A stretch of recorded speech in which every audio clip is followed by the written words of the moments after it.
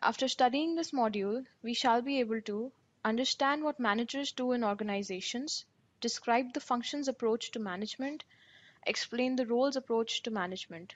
A manager is one who is responsible for the subordinates and resources of the organization. In this sense, managers include organizational planners, organizers, leaders and controllers. Simply stating, a manager is what a manager does.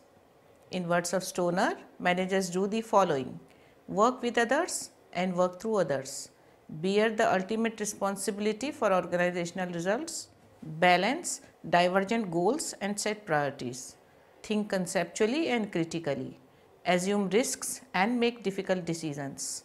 Managing is the process of getting things done by and through others. How a manager gets things done through other people?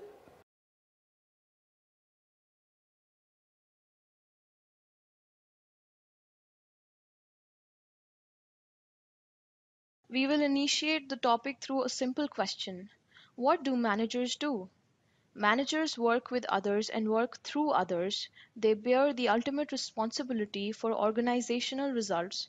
They balance divergent goals and set priorities. They think conceptually and critically, and they assume risks and make difficult decisions. In the words of Henry Fayol, to manage is to forecast and plan, to organize, to command, to coordinate, and to control.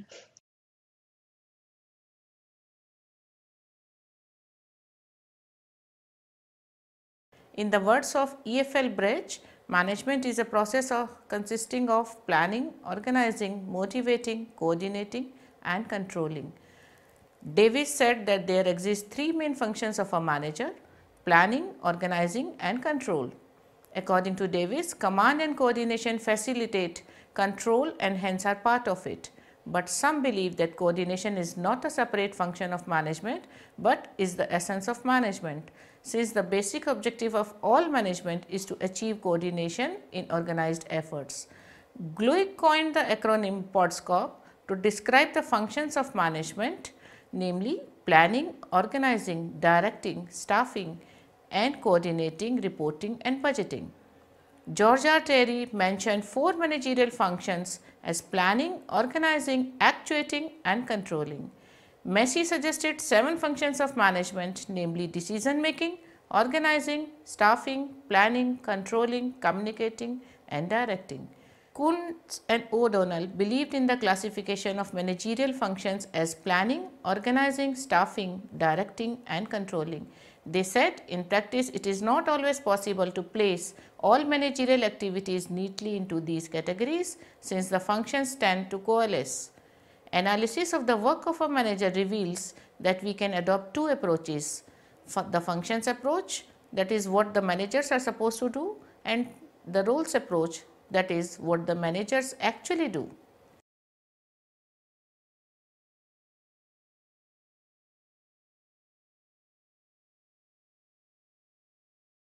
For studying the functions of a manager, we can adopt two approaches: the functions approach that emphasizes on what managers are supposed to do, and the roles approach that emphasizes on what managers actually do. We shall discuss both the approaches in detail. Let us begin with the roles approach. Role is defined as the pattern of behavior that is defined for different positions. It refers to the expected behavior of occupant of that position, not all their behaviors, but to what he does as an occupant of that position. According to Henry Mintzberg, managers play 10 different but highly interrelated roles. By managerial roles, he meant behaviors attributable to a job or a position. Now we will continue this approach by defining each role a manager is supposed to play. After systematically observing activities of 5 CEOs in a variety of organizations, Mintzberg classified these roles into three general categories: interpersonal roles, informational roles, and decisional roles. Let us discuss these roles one by one.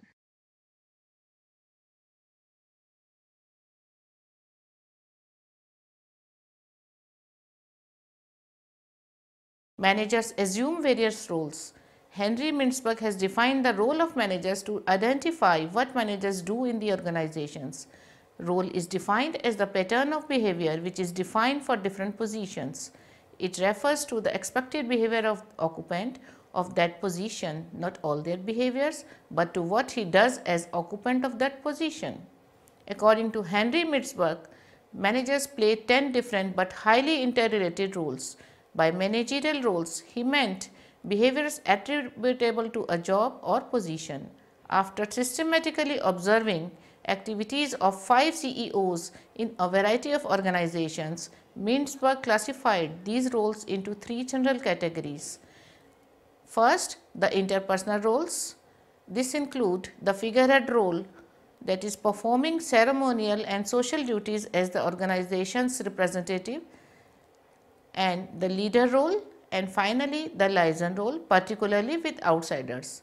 Second, the informational roles, which include the recipient role, receiving information about the operation of an enterprise, the disseminator role, passing information to subordinates, the spokesperson role, transmitting information to those outside the organization. Third, the decisional roles, which includes the entrepreneurial role, the disturbance handler role, the resource allocator role, and the negotiator role, dealing with various persons and groups of persons. Let us discuss these roles one by one.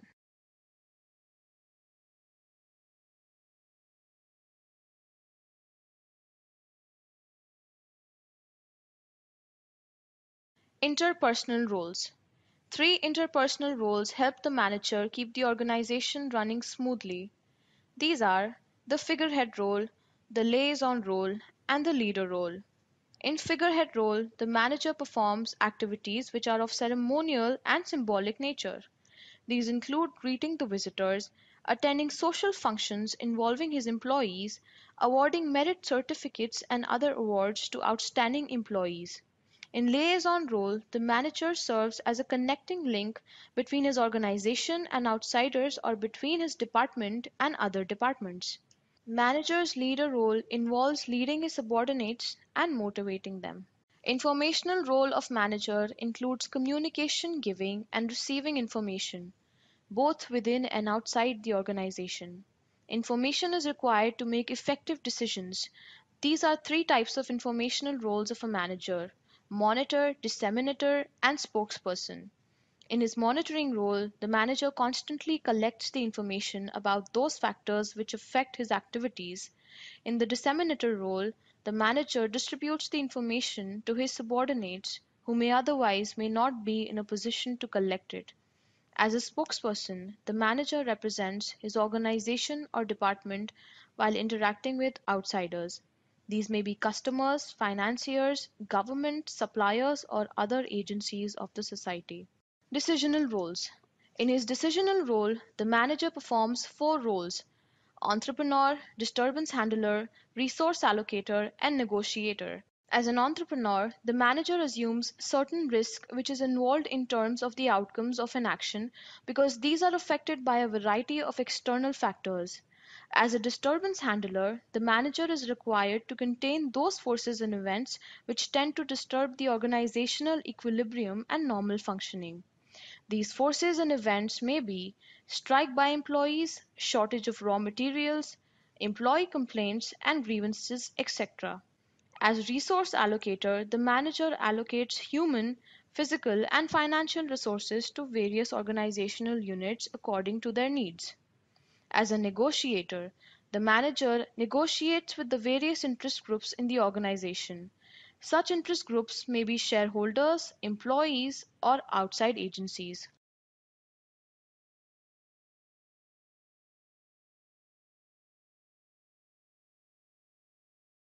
Decisional role of a manager involves choosing the most appropriate alternative out of the available ones so that the organization achieves its objectives when the chosen alternative is put into action.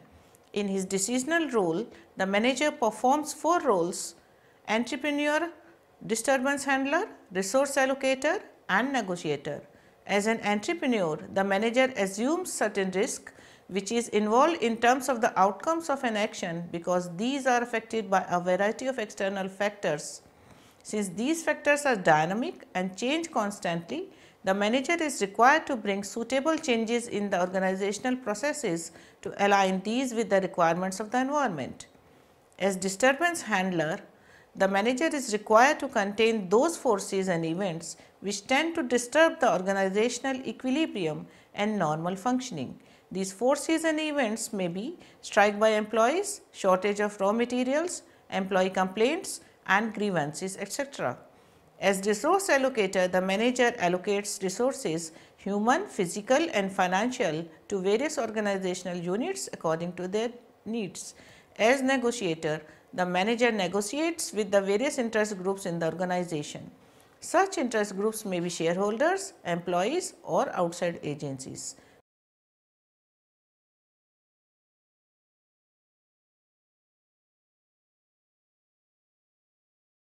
We shall now proceed to our next approach, that is, the functions approach. Managers are known by the work they do and the functions they perform. According to the functions approach given by Henry Fayol, in every organization, managers perform certain basic functions in order to achieve the results. These functions of management may broadly be classified as planning, organizing, staffing, directing, and controlling. Planning is the first function performed by a manager. The job of a manager begins with setting of objectives of the organization and goals in each area of the business. This is done through planning. Manager probes the present to find out where he is and he then forecasts future objectives which will indicate where he wants to be. That is, the destination to be reached. The alternatives to achieve the objectives are evaluated and the selected alternative becomes the part of action.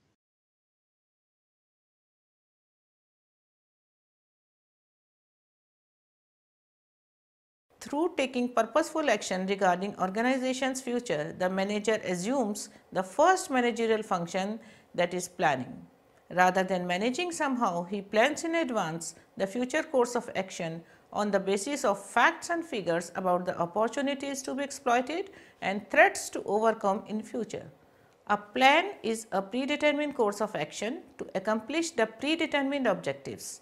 Once the plan is formulated, the manager has to indicate the objectives of the plan and steps to be taken by his subordinates. By communicating, he makes the objectives effective. In practice, planning is all pervading. Planning makes things happen which could not otherwise occur. Planning involves developing objectives, strategies, policies, procedures, programs, etc. As it involves making choices, decision making lies at the heart of planning.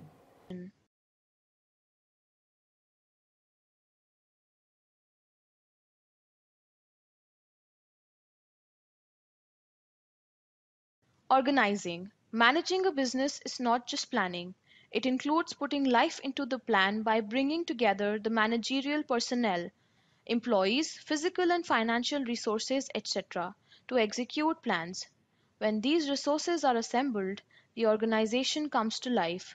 Organizing involves determining activities needed to fulfill the objectives, grouping these activities into manageable units, and assigning such groups of activities to managers. Delegation of authority creates an organization. It determines authority responsibility relationship.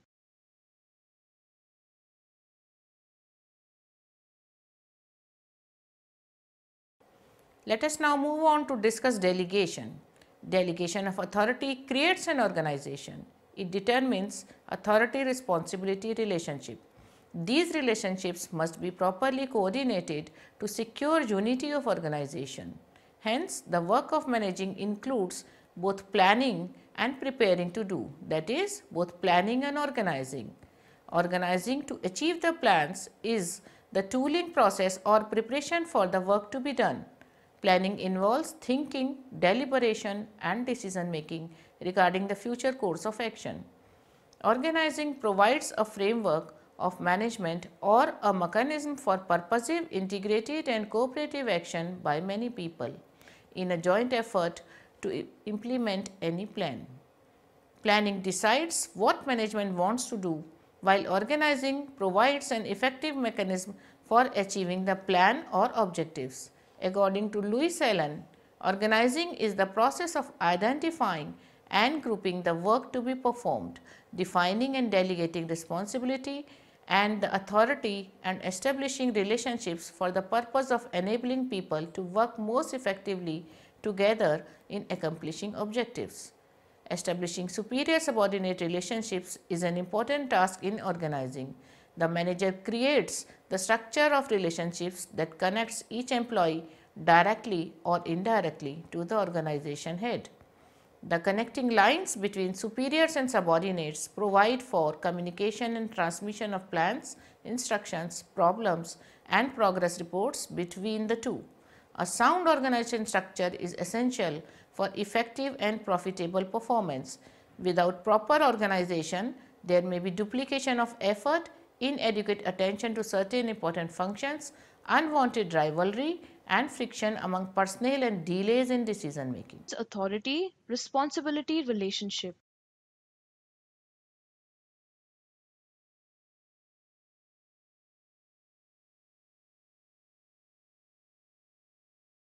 Staffing involves manning the various positions created by the organizing process.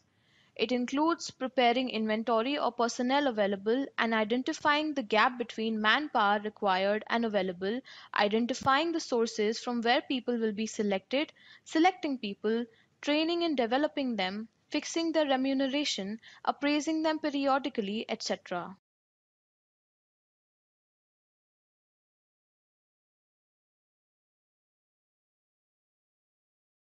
There is controversy whether staffing function is to be performed by all managers in the organization or it is to be handled by the personnel department, which looks after the personnel matters enumerated above. To make it convenient and clear, some processes of staffing are completed by the personnel department. In doing so, it facilitates the performance of staffing function by managers in the organization. For example, managers are required to appraise the performance of their subordinates. Personnel department can facilitate this function by prescribing and supplying the performer for this appraisal so that there is uniformity in the appraisal system throughout the organization. Similar support can be provided by personnel department in other aspects of staffing. Periodically, etc.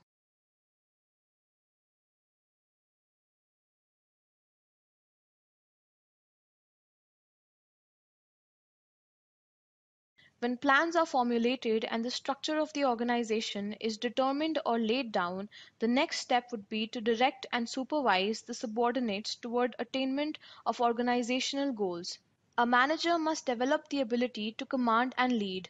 He must know how to direct others, that is, how to issue orders and instructions without arousing resentment or offense, and he must be able to secure willing obedience from his subordinates without destroying their initiative and creativity. The function of directing is also termed as leading, guiding, motivating, teaching, stimulating, and actuating. Controlling is the last phase of management process. It is the process of establishing performance standards, measuring actual results or present performance, comparing those results with the set standard, finding out the reason for deviations of actual from desired result and taking corrective action wherever necessary. Thus, ensuring the achievement of objectives and plans of organization is termed as controlling function.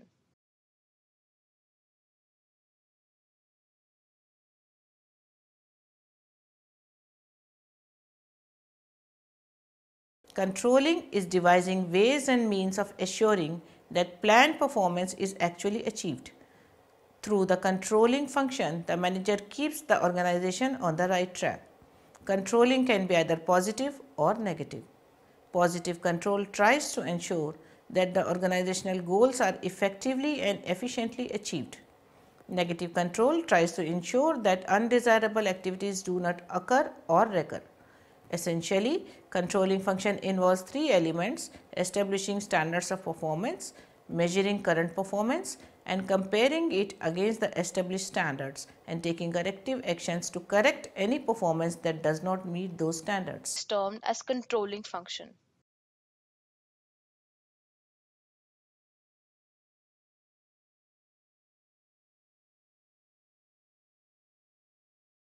We will now discuss relationship among the management functions. As far as the relationship between managerial functions is concerned, All managerial functions are necessary and are related and interrelated to each other. Managerial functions are inseparable. Each function blends into the other and each mutually affects the performance of the others. Moreover, they have to be performed in a sequence.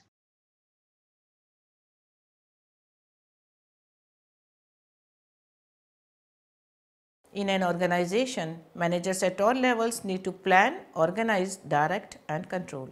There are, however, differences about the amount of time they devote to each of these functions.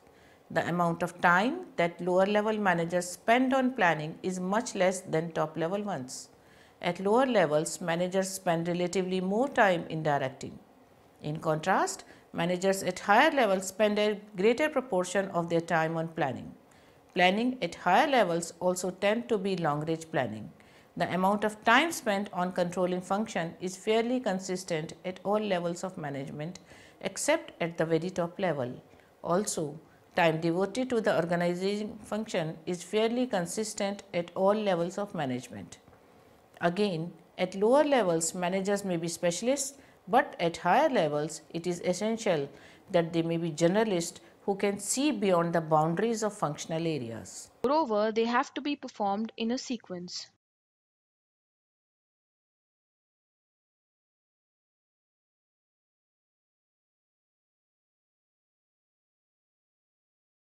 In an organization, managers at all levels need to plan, organize, direct, and control. There are, however, differences about the amount of time they devote to each of these functions. The amount of time that lower level managers spend on planning is much less than top level ones. The amount of time spent on the controlling function is fairly consistent at all levels of management except at the very top level. Also, time devoted to the organizing function is fairly consistent at all levels of management. Now that we are clear with the concept of both the approaches, let us now reconcile both these approaches and understand how one fits into the other.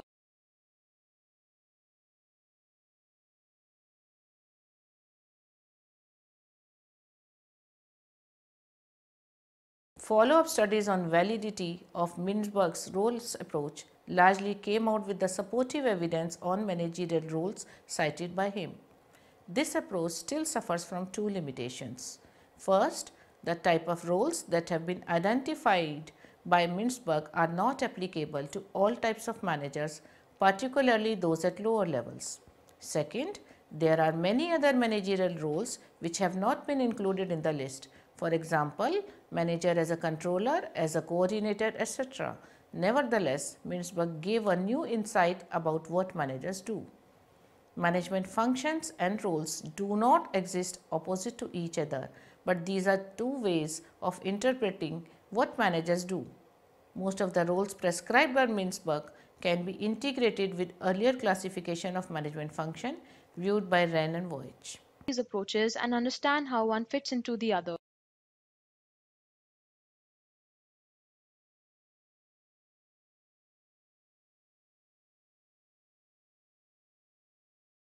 The reconciliation between functions and roles approaches of managerial jobs shows that in planning, a manager performs informational and decisional roles as he collects relevant information on the basis of which he makes decisions. In organizing, he performs decisional role by allocating duties and resources to organizational units and makes way for the coordinating of these units. In staffing, he performs interpersonal role. In directing, the manager performs interpersonal and informational roles by interacting with the subordinates, leading, motivating, and communicating with them. In controlling, thus, we can say that the functions approach of management is more comprehensive as compared to Mintzberg's role approach and is more valid for further analysis. Let us summarize what we have learned in this module. In this module, we have discussed the concept of managerial functions, the two approaches, that is, the function approach and the role approach, the relationships between the management functions, and at the last, we also discussed the reconciliation of the two approaches.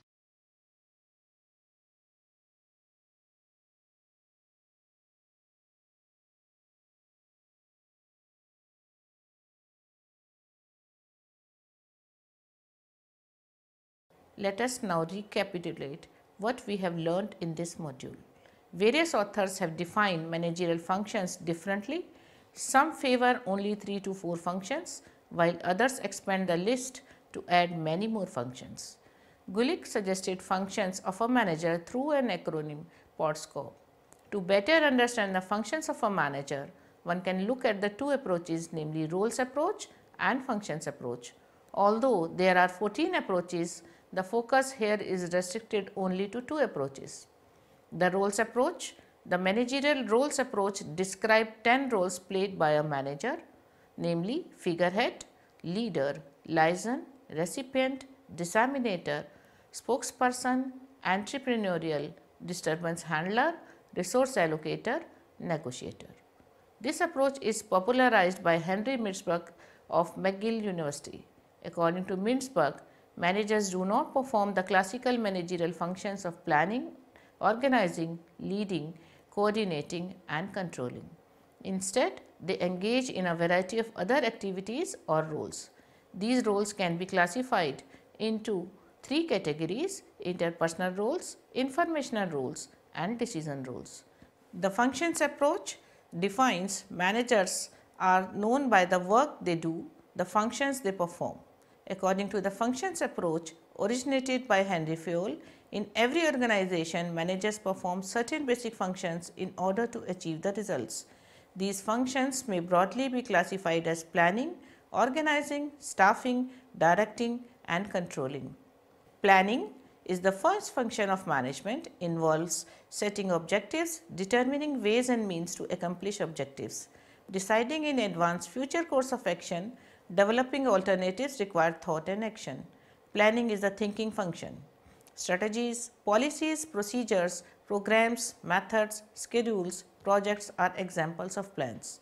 Organizing, identifying and grouping the work to be performed, establishing superior subordinate relationships is important to an organization.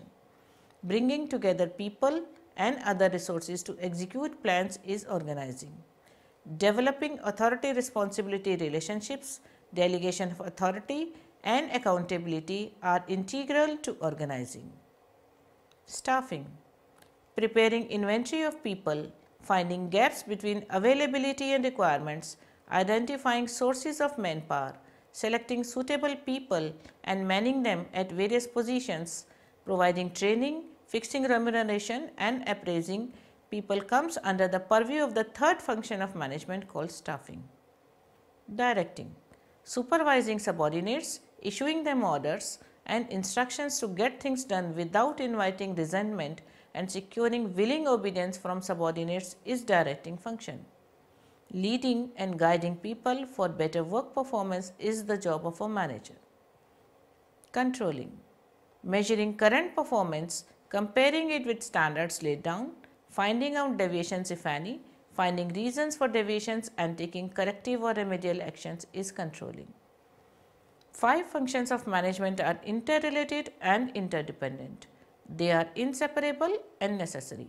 They must be performed in sequence as planning, organizing, staffing, directing, and controlling.